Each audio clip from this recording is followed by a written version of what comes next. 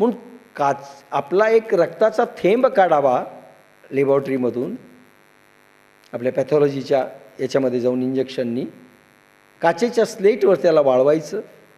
वाळल्यानंतर लाईटमध्ये पाहायचं. जितका काळा रंग जास्त तितकी आपण तमोगुणी आहोत, जितका लाल रंग असेल तितके आपण रजोगुणी आहोत, आणि जितका गुलाबी भाग असेल तितके आपण सत्वगुणी आहोत. हेमोग्लोबिन 11-12च्या वर कायम ठेवून, हेमोग्लोबिन जर कमी असेल तर रक्ताचा रंग गुलाबी दिसेल, म्हणजे आपण संत असं समजायचं नाही, हेमोग्लोबिन तपासलं पाहिजे. नाही तर ॲनिमिया, रक्ताल्पता, रक्ताची कमी हा दोष येतो. म्हणून रक्तरंग कसा आहे यावरूनही आपल्याला ओळखता येतं. स्वभावात तो कसा वागतो ह्यावरून ओळखता येतं. तो कसा कर्म करीत असेल, त्याच्या भावभावना आणि त्याच्या रक्ताचे गुण, सत्वगुण, रजोगुण आणि तमोगुण हे तशी प्रकृतीला वागायला लावतात आणि तसं कर्मबंधन प्राप्त होतं. इंद्रिये गुणाधारे रहाटते निज व्यापारे, ते परकर्म बलत्कारे अपदिजो. गुणाच्या रक्तरंग परमाणूच्या आधारामुळे सर्व इंद्रिये व्यापार करतात, हालचाल करतात.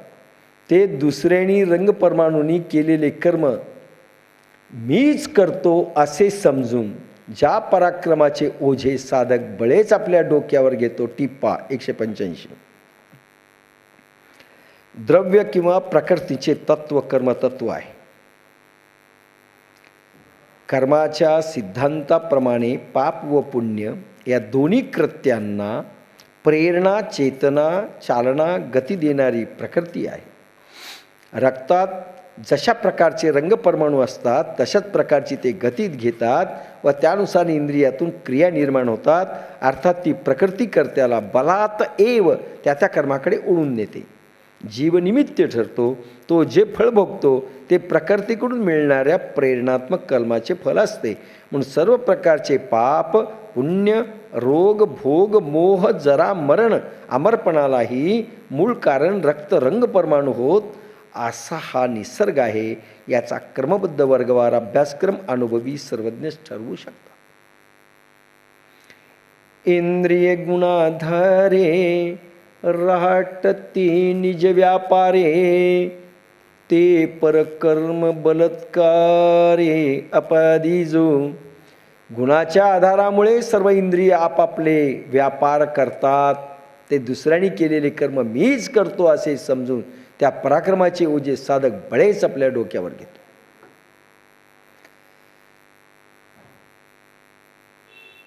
आत्ताच आपलं झालंय की रक्तरंगाप्रमाणे कर्म निर्माण होतात आणि तशा भावानी भावना निर्माण होतात. गुणांच्या आधारामुळे सर्व इंद्रिय आपापले व्यापार करतात. गुणाच्या आधाराने सत्वगुण असेल, सात्विक इंद्रियातून कर्म प्रगटतील. रजरंग जर तुमच्या रक्तात वाढला जास्त, रजरूपी कर्म निर्माण होतील, रजभावाची कर्म निर्माण होतील. आणि तमभाग जर वाढला तर तामसिक कर्म निर्माण होतील.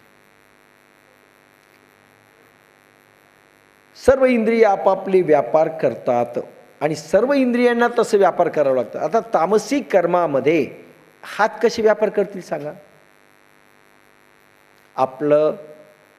आपल्याकडे तमोगुण आहे जास्त, खाणंही तमोगुणी आहे.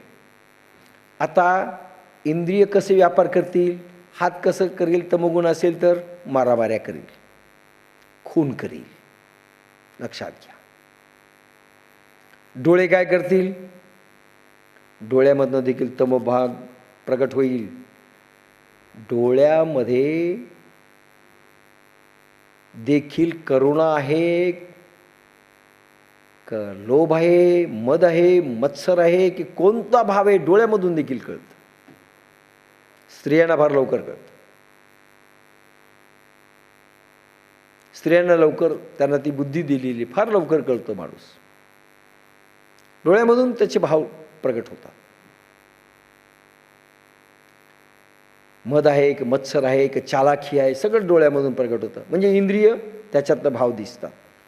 पाय असेल तर लाथा मारील, तमोगुणी असेल धप धप धप धप आवाज करत चालेल, जीभ असेल टराटर बोलेल, चिरीतच जाईल, कोणालाही भोसकतच जाईल, टॉन्टच मारीत जाईल, कधी धड बोलणार नाही. म्हणजे प्रत्येक इंद्रिय जो गुण तुमचा जास्त वाढलेला आहे, आता ह्या वेळेस तमोगुण असेल तर तमोगुणीच तुम्ही भाषा बोला. म्हणून तर सतत संस्कार असले पाहिजे की नेहमी आपण सत्वगुणामध्ये राहू. सतत 24 तास एकेका सेकंदाला प्रयोग विसरता कामा नये. प्रयोग विसरले की आपण नरकात गेलो म्हणून समजा रजोगुण आणि तमोगुणामध्ये.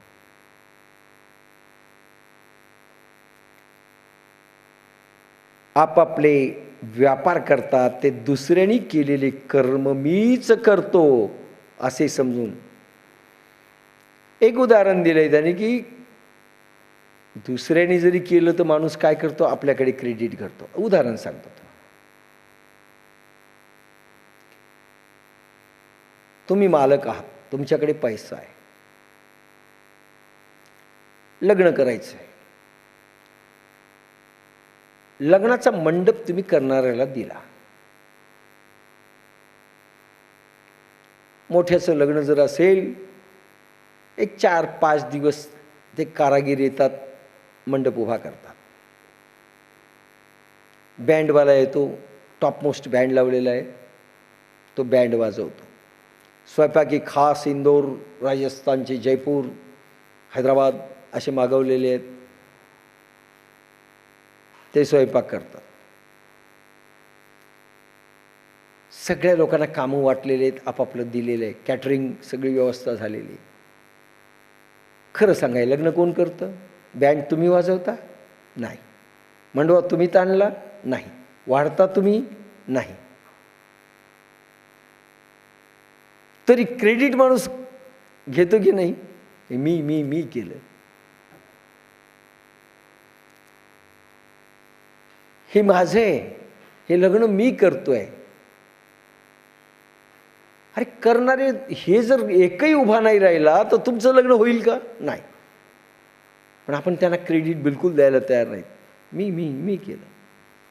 चुकून बँडवाला म्हणला मी बँड वाजवला म्हणून चांगलं झालं. हे अगं बोल नको, पैसे कोणी दिले तुला? बरं पैसे दिले त्यांनी बँड वाजवलं नसता, तुमचं काय? तुमचा तर बँड वाजला होता. म्हणजे करणारे जरी दुसरे असले तरी क्रेडिट मात्र माणूस स्वतःकडे येतो. पंतप्रधानाला वाटतं मी देश चालवतोय, चीफ मिनिस्टरला वाटतं मी देश चालवतोय. शेवटी देश कोण चालवतोय? म्हणून भाव कसा असला पाहिजे. एक सुंदर उदाहरण देतो. माधवराव गोळवलकर गुरुजी, ज्यांना श्री गुरुजी असं म्हणत होते सर्वजण, राष्ट्रीय स्वयंसेवक संघाचे ते सरसंघचालक जवळपास 33 वर्ष राहिले. त्यांना कॅन्सर झाला आणि सर्वांनी लिहिलं की संघामध्ये मारामाऱ्या सुरू होणार, कोण आता संघचालक होणार, सरसंघचालक होणार. आणि काही शॉक दिल्यानंतर गुरुजी वाचले आणि ते जाणार अशा सगळ्या बातम्या होत्या. मग मोरोपंत पिंगळे, एकनाथजी रानडे या सगळ्यांमध्ये रस्सीखेच चाललेली आहे. रज्जू भैया, राजेंद्र सिंहजी, बाळासाहेब देवरस, आणि कोण होतं याची चढावड. खरं म्हणजे चढावड नव्हती ती. ते भाषण द्यायला ज्यावेळेस गुरुजी गेले, वाचल्यानंतर त्यांचा सत्कार करण्यात आला की हो हे वाचले. त्यांनी सांगितलं सगळ्यांची निराशा झाली असेल की मी वाचलो, मी गेलो नाही, संघात रस्सीखेच नाही, आणि मी सर्वात उंच पदावर आहे, म्हणजे माझ्यामुळं सगळं चालतंय, चूक आहे. त्यांनी जे उदाहरण दिलं ते सांगतो, ते आध्यात्मिक होते. ते जर राष्ट्रीय स्वयंसेवक संघाचे सरसंघचालक झाले नसते तर गोळवलकर गुरुजी हे शंकराचार्य झाले असते. कारण द्वारकापीठाचे शंकराचार्य व्हा म्हणून त्यांना निरोप होता, तुम्ही शंकराचार्य व्हा. ही क्वालिटी होती त्यांची. म्हणून त्यांनी उदाहरण असं दिलं की एक हत्ती चालला होता. त्या हत्तीच्या नाकामध्ये एसन होती, म्हणजे दोरी होती, लांबलचक दोरी, आणि एक उंदीर शेवटच्या टोकाला तोंडात दोरी धरली आणि चालू लागला, म्हणजे हत्ती मी ओढतोय.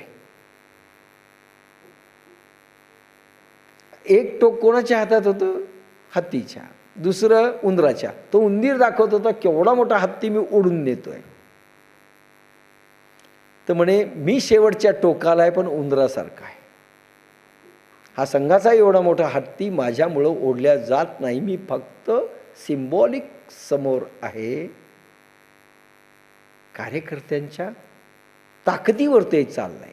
हे जे काही आहे ना, संसारातही आपल्या ज्या भानगडी होतात ना, घरी भांडणं होतात ना, ते मी करते, सासूला वाटतं मी करते, सुनेला वाटतं मी करते. अरे सगळ्यांनी केलं म्हणून होतंय.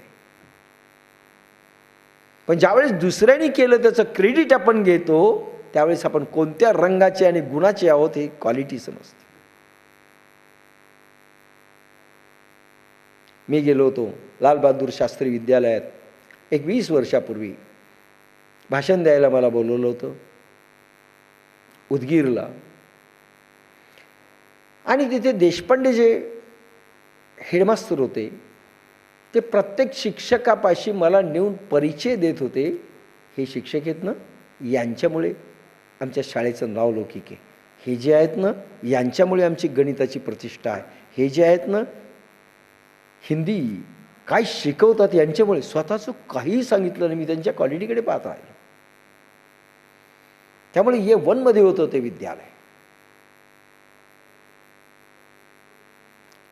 खरी देखील क्वालिटी अशी काढण्याकरिता स्तुती, निव्वळ स्तुती नाही, त्यांचं गुण असं, गुणाला असं काय म्हणतात त्याला, उजाळा द्यावा लागतो, फुंकर मारावी लागते गुणांना.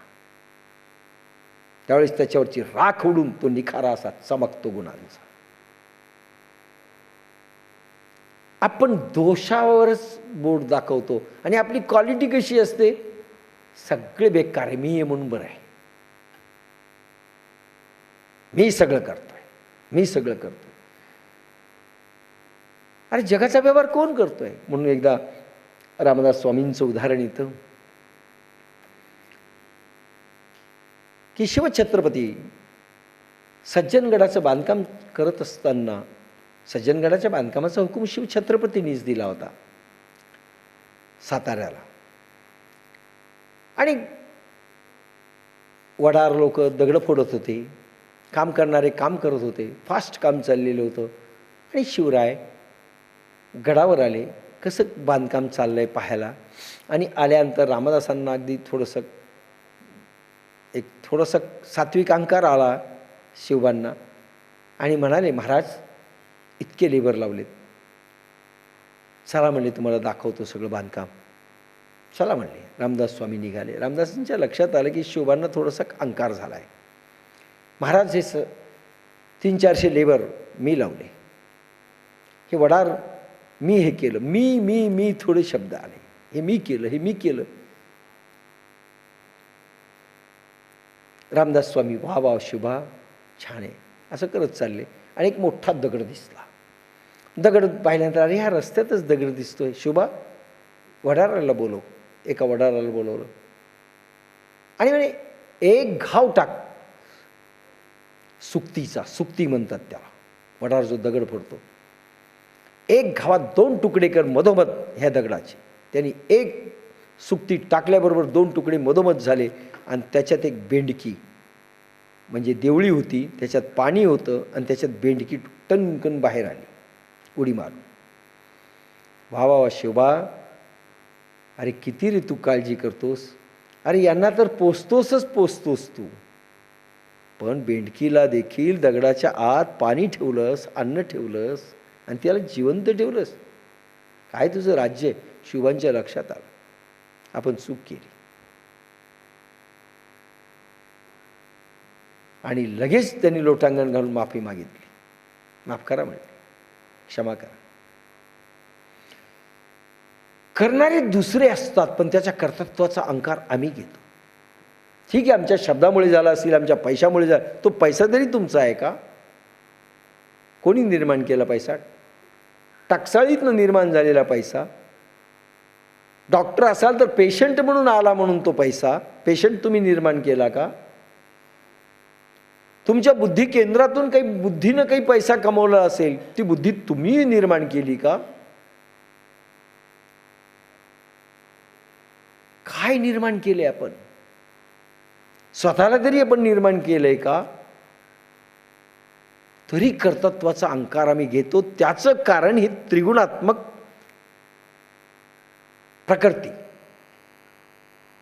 की दुसऱ्याने केलं तरी त्यांनी न करता मी केलं असं दाखवते. त्यांना गुणकर्म बंधनात टाकतात. पाप आणि पुण्य त्यांना भोगावंच लागतं. दुसऱ्याने केलेले कर्म मीच करतो असे समजून त्या पराक्रमाचे ओझे साधक बळेच आपल्या डोक्यावर घेतो. 30वा श्लोक भगवद्गीतेचा. मयि सर्वाणि कर्माणि सत्प्रसाध्यात्मचेतसः निराशीर्निर्ममो भूत्वा युद्धस्व विगतज्वरः.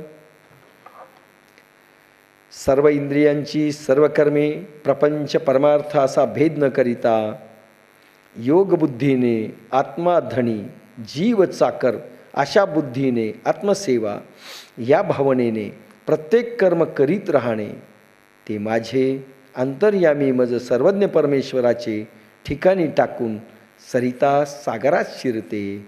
त्याप्रमाणे मला अर्पून सर्वच इंद्रियांना त्याचे भोग न देणे